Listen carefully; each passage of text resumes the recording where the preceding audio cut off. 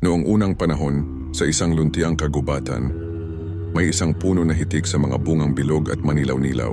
Kaakit-akit itong tingnan, ngunit walang sino man sa mga taga na yon ang nangahas na pumitas o kumain nito. Huwag na huwag ninyong kakainin ang bunga ng punong iyan.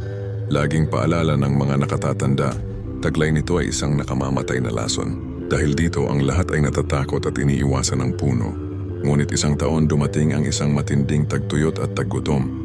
Ang mga pananim ay nalanta at ang mga ilog ay natuyo. Ang mga tao sa nayon, lalo na ang mga bata, ay nagsimulang magutom at manlumo. Isang gabi habang ang buong nayon ay mahimbing na natutulog sa ilalim ng bilog na buwan, isang magandang diwata ang bumaba mula sa kalangitan. Narinig niya ang mga daing ng mga nagugutom na bata at siya'y labis na naawa. Nilapitan ng diwata ang kinatatakutang puno. Maingat niyang pinitas ang isa sa mga bungang may lason. Tinitigan niya ito ng may pag-unawa at awa para sa mga tao. Ginamit ng diwata ang kanyang mahika. Marahan niyang pinisil ang bunga. Sa bawat pisil ang lason ay nawawala at napapalitan ng tamis. Ang kanyang mga daliri ay nag-iwan ng maliit na marka sa balat ng prutas. Matapos alisin ang lason sa isang bunga, inulit niya ito sa lahat ng bunga sa puno.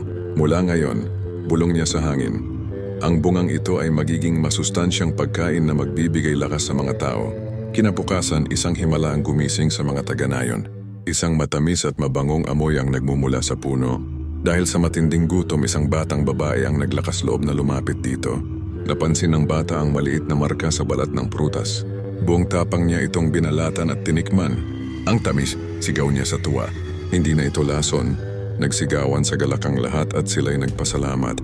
Mula noon, ang prutas na iyon ay tinawag na lansones.